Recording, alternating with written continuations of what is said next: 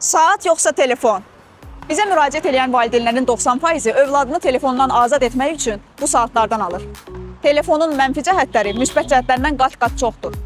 1. Övladınızı təhsildən yayındırır. 2. Roblox və digər məşhur oyunlarla övladınızı təhlükəyə salırsınız.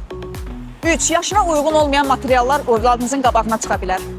4. Telefonu ilə övladınız tanımadığınız adamlarla əlaqə qura bilər.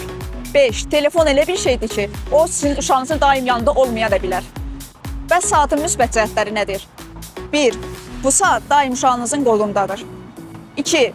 Bu saat ilə övladınız lazım olmayan video materiallardan uzaqdır. 3. Bu saatda hər şeyin idarə etməsi sizdədir.